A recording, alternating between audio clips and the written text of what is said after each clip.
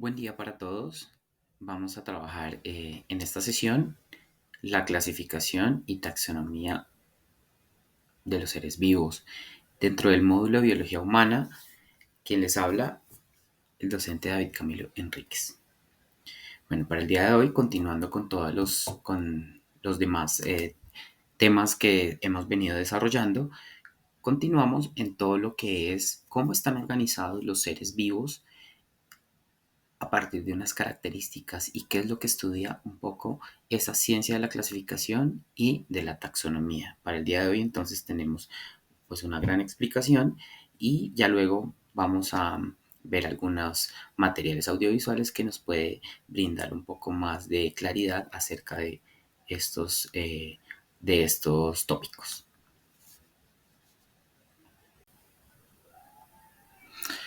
Dentro de la clasificación de los seres vivos hay diferentes parámetros que se han tenido en cuenta a nivel histórico para organizar, agrupar y dar como una organización, valga la redundancia, a esos organismos de acuerdo a unas características tanto morfológicas como de adaptación que han venido desarrollando a nivel evolutivo los diferentes grupos que los hemos escuchado a lo largo de la historia. En este mismo orden de ideas, tenemos que tener en cuenta que asimismo reconocemos la biodiversidad o la megadiversidad en el reconocimiento de todas las especies que habitan en el planeta. Entonces vamos a hablar un poco de historia de la clasificación. A lo largo del desarrollo científico, pues se han descubierto muchísimas especies y eso permite que se necesita que se hayan sido clasificadas para tener, pues, digamos, definir mm, su grupo, su especie, su familia, dependiendo de lo que les digo, de sus características. Año tras año, pues, aumenta a partir de los sistemas de agrupación que se vienen desarrollando. Y pues los grupos se clasifican para proporcionar una base precisa y nombrarlos al igual en todo el mundo. Es decir, es asignarles unos nombres que se puedan reconocer en cualquier idioma y en cualquier mm, parte del mundo. Entonces, por ejemplo, acá tenemos tres especímenes, eh, como es el caballo de mar, es un pez. Entonces está dentro del grupo de los peces. Pero asimismo, el caballo de mar va a tener un nombre que lo va a diferenciar de otros organismos, de otros peces particularmente. Por ejemplo, el pepino de mar. El pepino de mar también es otro organismo que pertenece o está en el grupo o en el reino animal. El gusano de aro es un hongo que pertenece al grupo de los hongos. Entonces, es como organizar estos organismos de acuerdo a estas características. Entonces, la taxonomía viene del griego taxis, que se define como ordenamiento, y nomos, una regla. Entonces, son esas normas para el ordenamiento. Viene pues de la etimología de la palabra, desde el griego. La ciencia de la clasificación busca ordenar esa biodiversidad e identifica y da nombres a los organismos de acuerdo pues, a esos rasgos particulares. Un taxónomo es el científico pues, que se especializa en esta parte de la taxonomía y entender esas relaciones que existen entre los diferentes organismos. Y un sistema de clasificación pues permite que se reconozcan a todas las formas de vida dentro de una agrupación. Anteriormente, pues se han venido desarrollando desde la época pues, de la antigua Grecia, con algunos filósofos como Aristóteles, donde organizaba de acuerdo a una separación entre los animales y los vegetales, o el reino vegetal y el reino animal.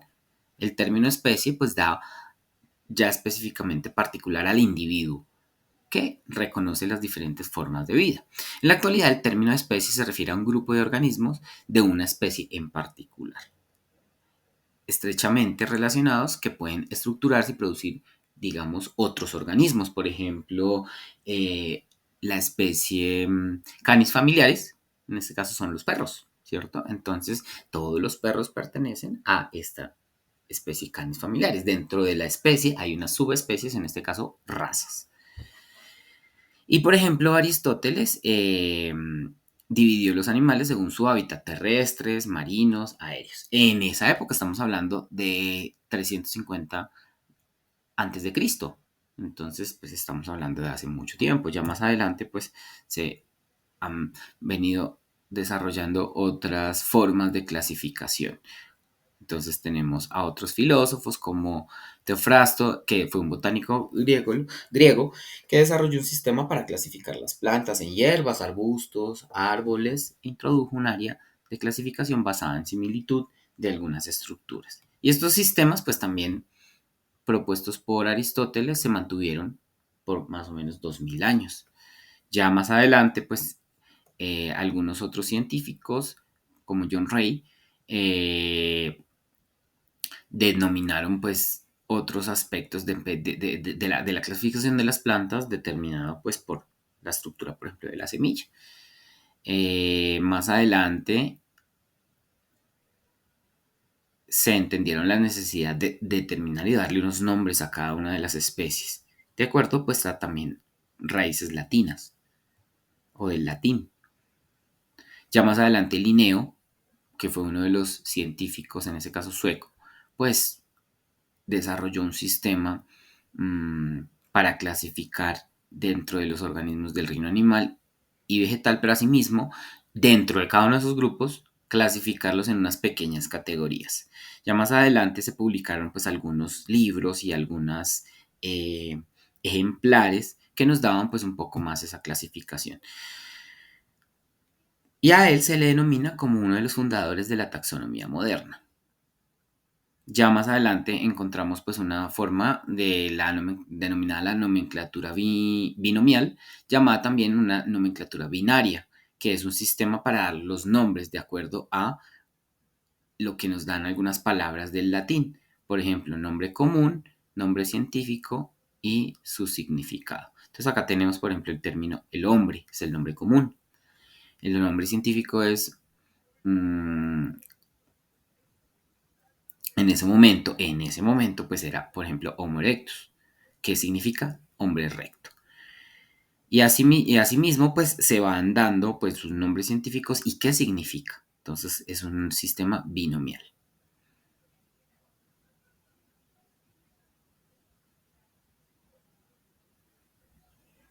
Entonces acá tenemos, por ejemplo, un caso que es el tilacino, que es el tigre marsupial de Tasmania. Entonces nos dice que el tilacino tiene, por ejemplo, mira, un nombre, Tilacinus cynocephalus, que es el nombre que se le denomina el lobo de Tasmania, o un lobo marsupial, o un lobo marsupial, o un tigre, el tigre de Tasmania.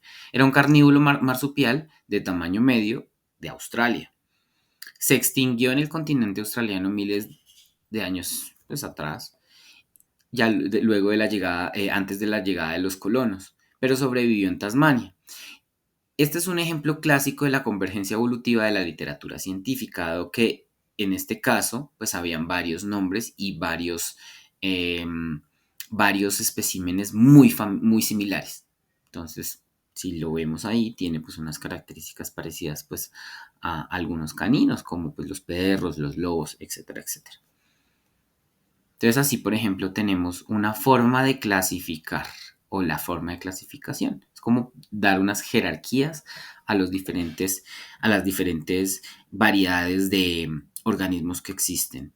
Entonces, miren, tenemos que desde el reino y antes de eso también hay unos que se denominan dominios. Entonces encontramos el reino, dentro de los reinos hay filums, subfilums, clases, orden, familias, géneros, especies y en algunos casos subespecies. Y el nombre común. Entonces miren, vamos a mirar, por ejemplo, en el reino animal, entonces vamos a ver el hombre, vamos a hablar del perro. Entonces miremos acá, el perro, lo tenemos acá en esta parte. Entonces, Canis familiaris es su especie. Dentro de su género, Canis. Dentro de la familia, Canidae. el orden carnívora, clase Mamalia o pues desde donde están los mamíferos, subfilum Vertebrata o vertebrados, el filum Chordados o Chordata y el reino animal. Y asimismo pues podemos clasificar a todos los organismos que existen en la faz de la Tierra. Entonces miren las jerarquías taxonómicas, como los niveles de agrupación. Tenemos al dominio, que es lo que les decía anteriormente, que es lo más amplio, hay 3 dominios, y llegamos a esta especie que es ya particular de cada uno de los individuos. Entonces acá los tenemos. Especie, género, familia, orden, clase, filum, reino, dominio y pues la vida como tal. El dominio, ¿qué es? Eso es lo más, digamos, como lo más grande que existe en cuanto a la clasificación. Entonces los organismos pueden agruparse en 3 categorías principales llamados bacteria o eubacteria, arquea y eucaria. Generalmente la gran mayoría de organismos están en el dominio de eucaria, o eucariótico, o eucariota. Los miembros de los dominios, bacteria y arquea, consisten en células individuales simples. Los organismos de dominio eucaria contienen cuerpos formados por una o más células. Generalmente los organismos del dominio de las bacterias o arquea, pues son las bacterias que conocemos o como organismos unicelulares.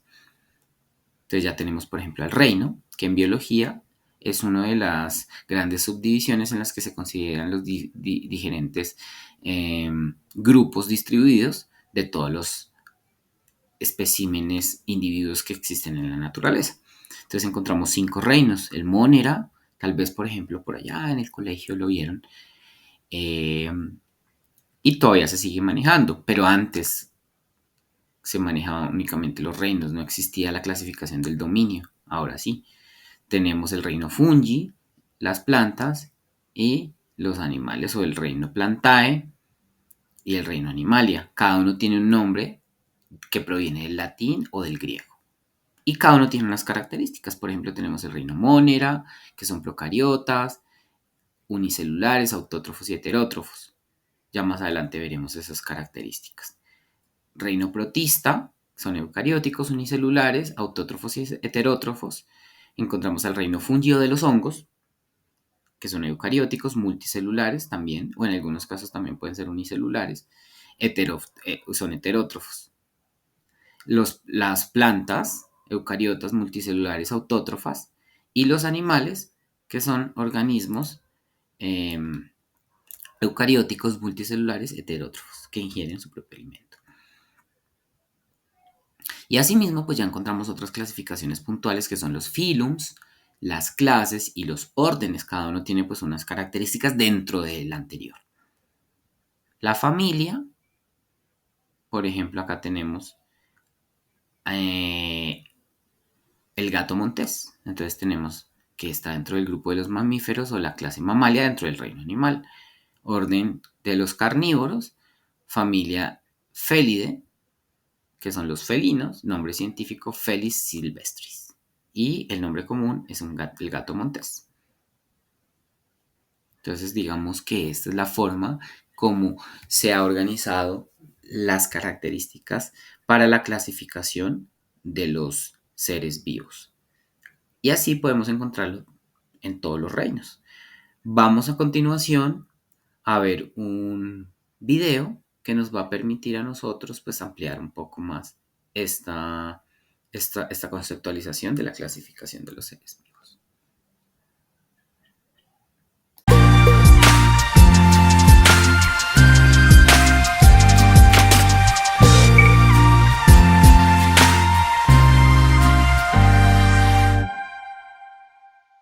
Clasificación de los seres vivos.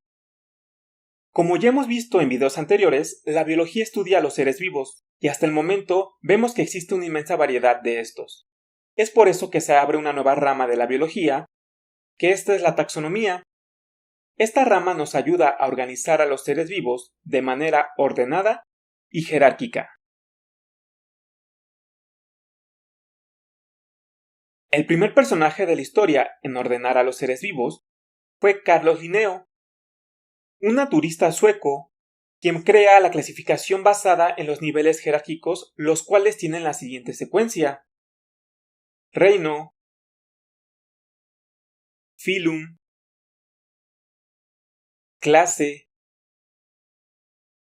orden, familia, género y especie. Esta clasificación fue propuesta en los años 1700 y esta jerarquización fue muy importante ya que ayudó a clasificar la descendencia de los seres vivos. Pasaron muchos años para que se ampliara esta jerarquía taxonómica de Carlos Linneo. En 1973, Robert Whittaker propuso la agrupación de los seres vivos de acuerdo a el tipo de célula que tenían. Este podía ser célula procariota o eucariota. Nivel de organización: unicelular, es decir, hechos de una única célula, o pluricelular, hechos de muchas células.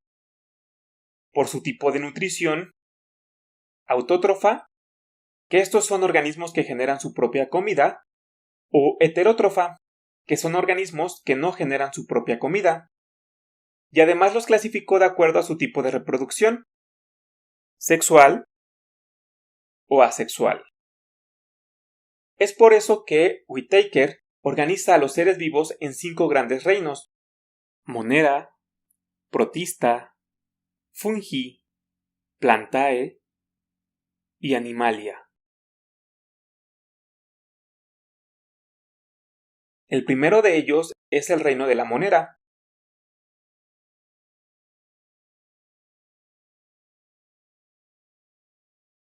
Estos organismos están hechos de la célula procariota, es decir, la célula primitiva.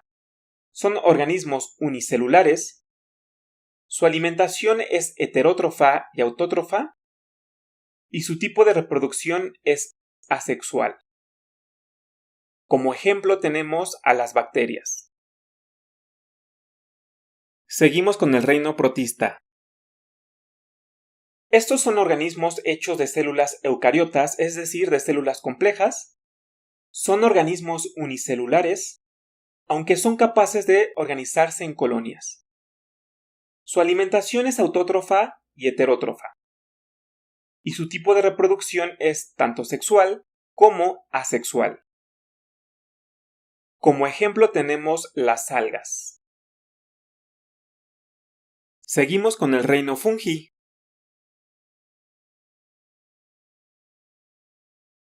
Donde su tipo de células de estos organismos son eucariotas, y estos son organismos unicelulares y pluricelulares.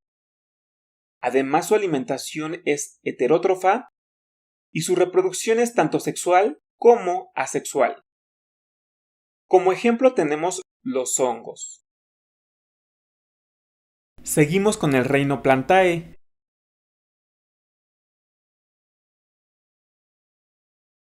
Donde estos son organismos hechos de células eucariotas. Su organización es pluricelular y son organismos autótrofos, es decir, que ellos generan su propio alimento. Su reproducción es sexual y asexual. Aquí tenemos clasificadas a las plantas. Después sigue el reino Animalia.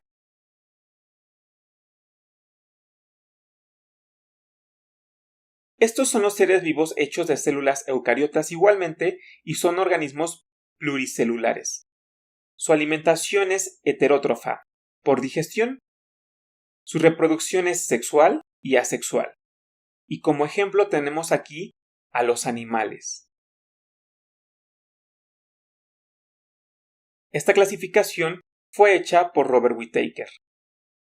A continuación se muestra un resumen de su organización.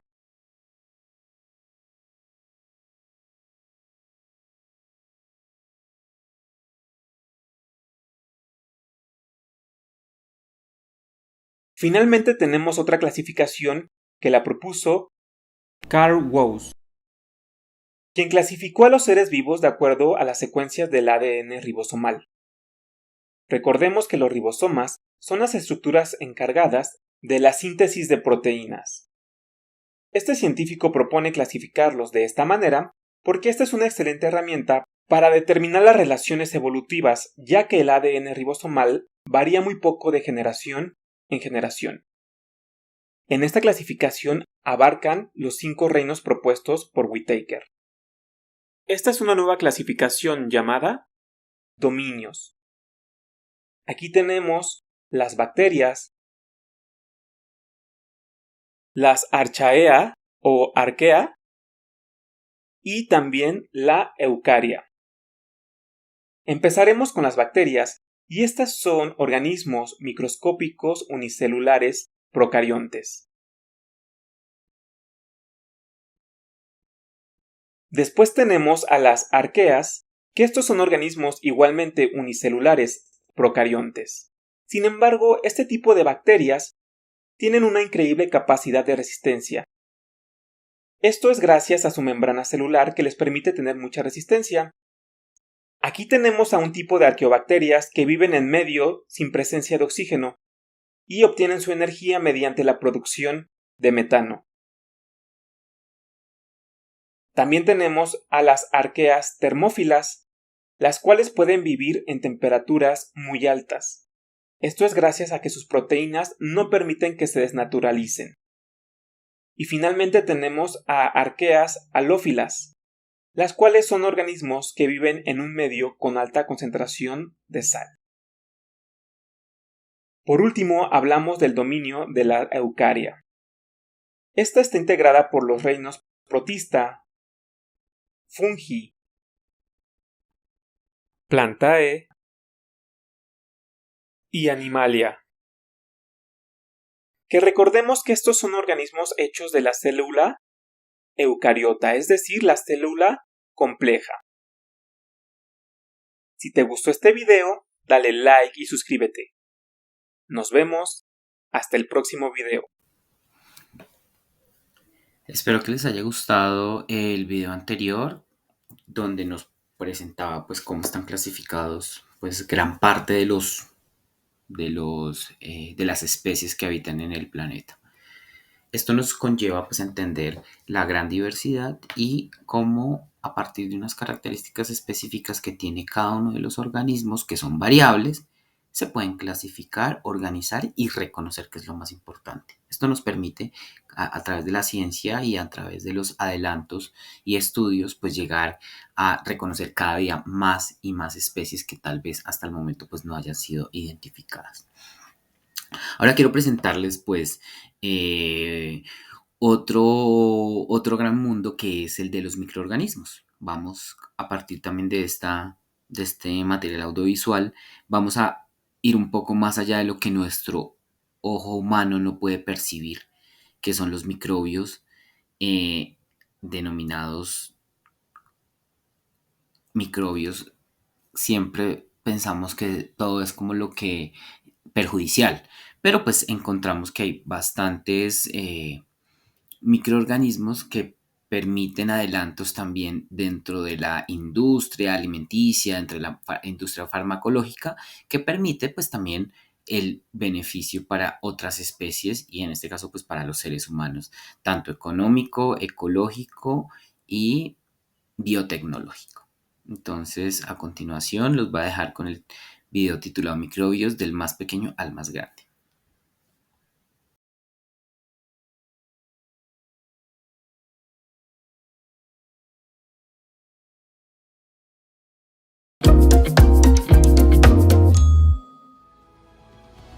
Hola, tu cuerpo consta de innumerables células, pero no todas son exactamente tú.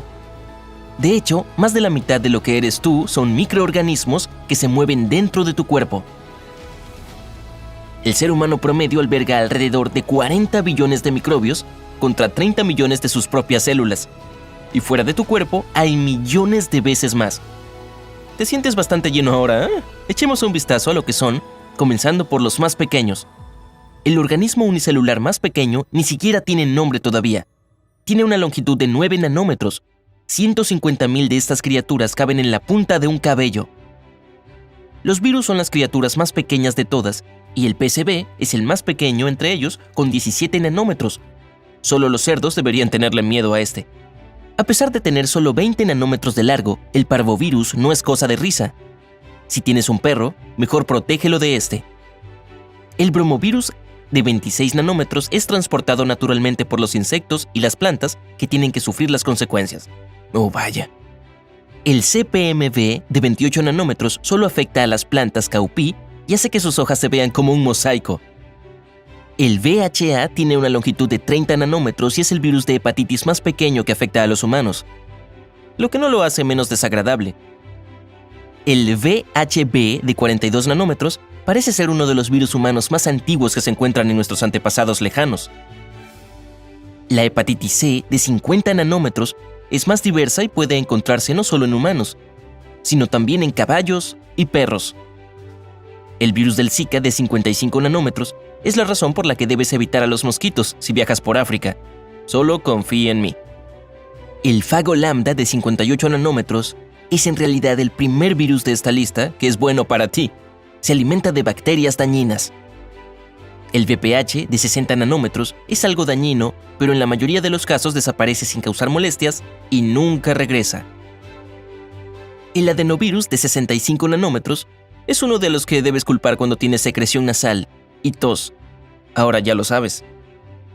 Solo 5 nanómetros más grande, el alfavirus es mucho más peligroso, llevado por garrapatas y causa encefalitis.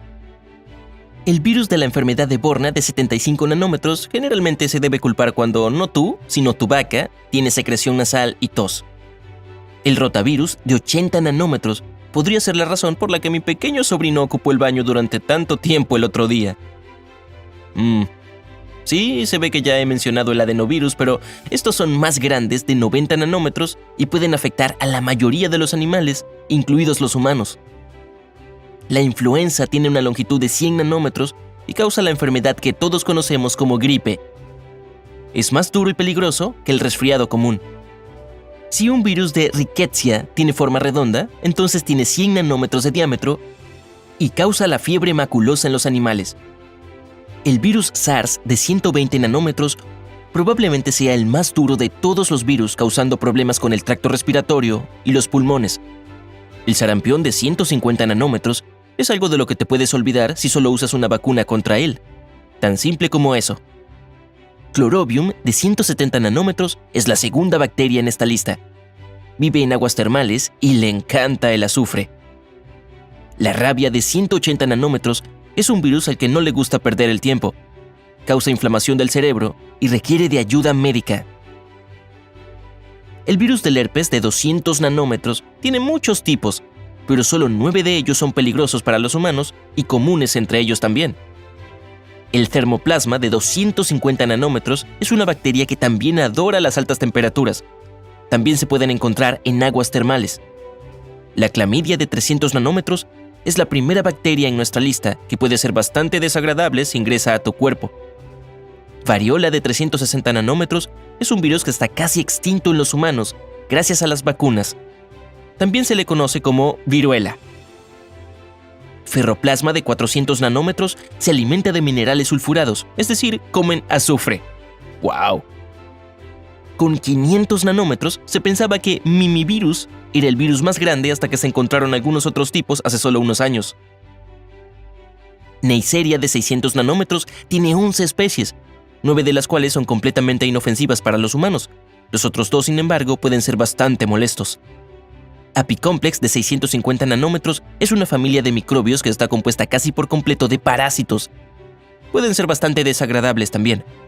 Megavirus de 700 nanómetros es el primer virus gigante descubierto después del mimivirus. Sin embargo, todavía no es el más grande.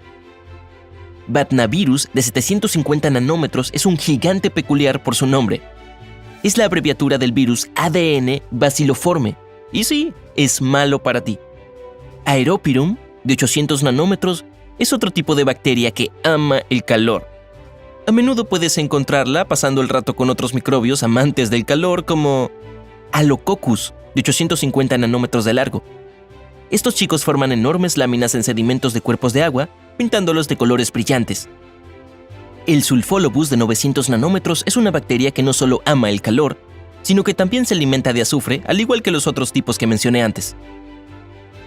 El ebolavirus de 950 nanómetros es un virus delgado pero muy nativo de África. Probablemente también hayas oído hablar de él. Pandoravirus de 1 micrómetro es el segundo virus más grande del mundo. Afortunadamente solo afecta a las amebas.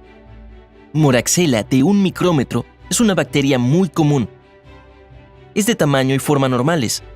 Normalmente está presente en humanos, bastante aburrida si me preguntas. Besa fensis de 1,2 micrómetros se encontró por primera vez en una nave espacial que regresaba de Marte. También podría mantenerse viva en el planeta rojo. El neumococo de 1,3 micrómetros es un patógeno que a menudo causa serios problemas con los pulmones. Ten cuidado. Brucella de 1,4 micrómetros es un tipo de bacteria que afecta principalmente a los humanos y a sus amigos, los perros.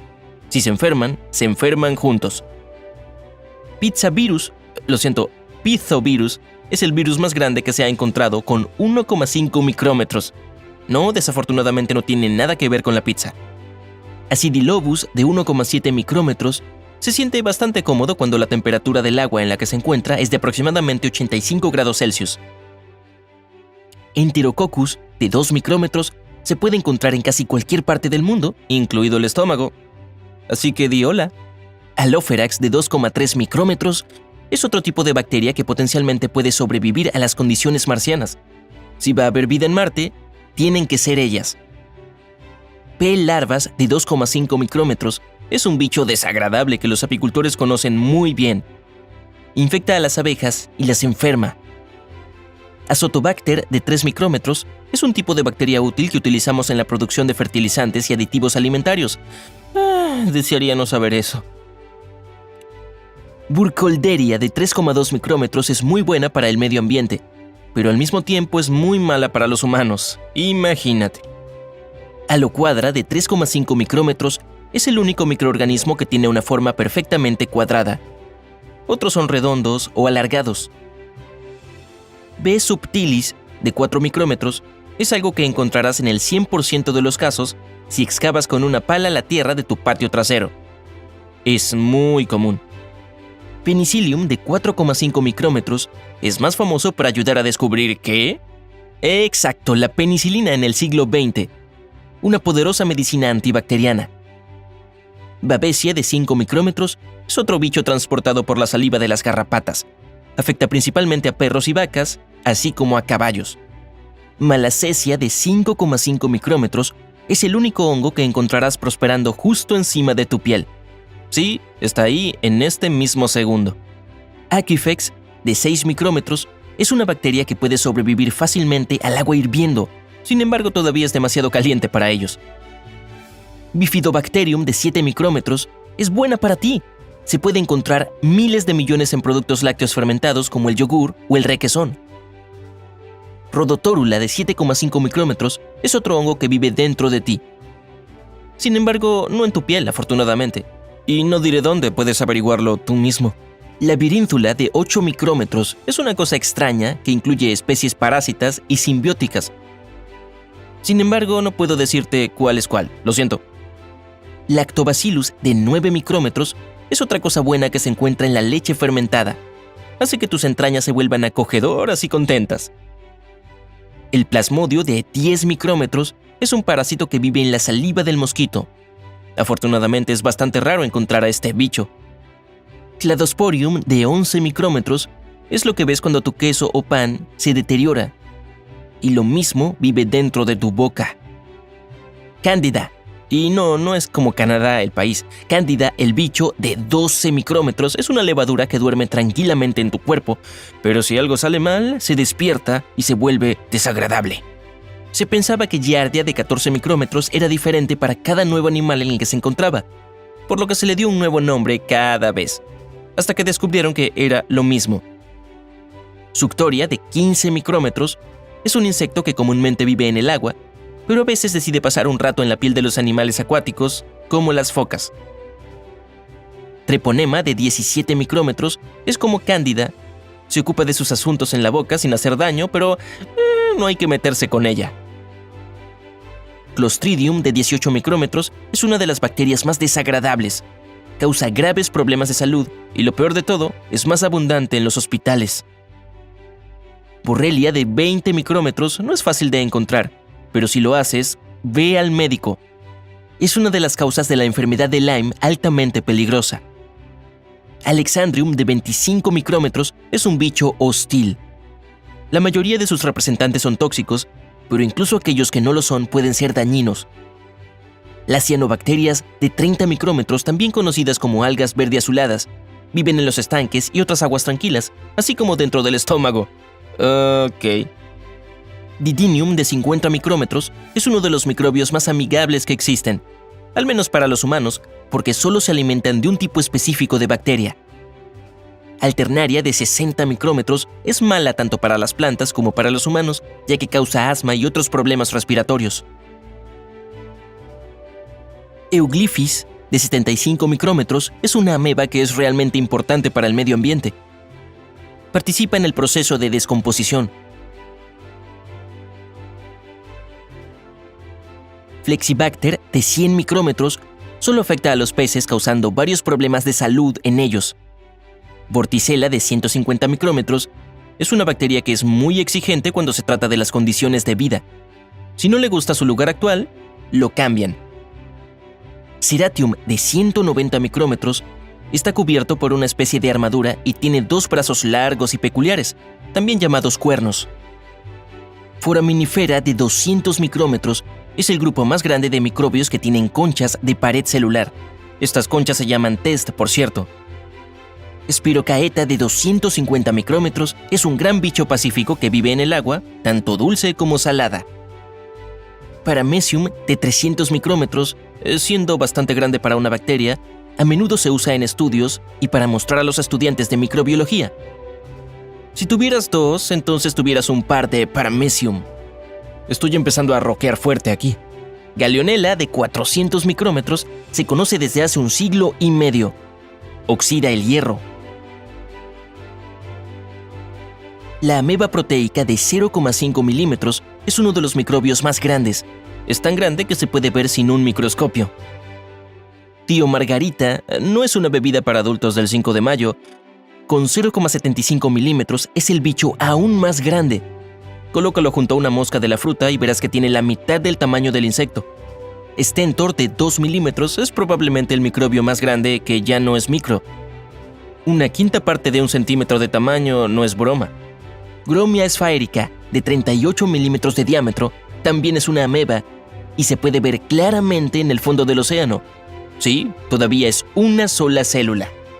Las algas burbuja de 4 centímetros de diámetro son plantas de agua unicelulares que a menudo infestan las peceras. Se ven como pequeñas burbujas verdes. Y finalmente, Caulerpa, el organismo unicelular más grande del mundo.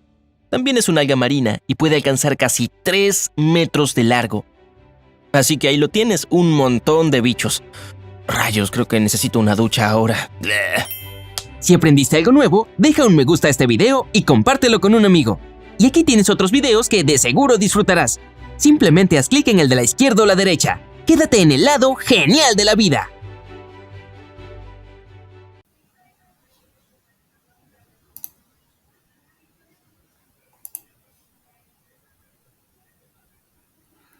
Para finalizar la sesión del día de hoy, quiero pues mostrarles y dejarles acá también el link de un artículo científico muy importante, muy interesante, que se denomina El lado positivo de las bacterias, propuesto por Daniel Marcano. Se los voy a dejar en el link al final de las referencias y acá pues podemos ampliar un poco más este, este, esta información y que nos está mostrando acá pues cómo a partir de el reconocimiento de las bacterias desde el nivel biotecnológico se pueden desarrollar grandes beneficios tanto para la salud humana. Entonces aquí nos hablan, por ejemplo, de los beneficios para la salud, tenemos pues los beneficios para la industria y asimismo pues nos generan un poco más de aspectos importantes que nos puede apoyar en nuestra formación como profesionales. Aquí también pues les dejo como las referencias que maneja el artículo y es muy corto que lo podemos leer en un corto tiempo. Entonces, los invito a que sigamos profundizando con materiales que nos indica la web. Muchísimas gracias y nos vemos en la siguiente sesión.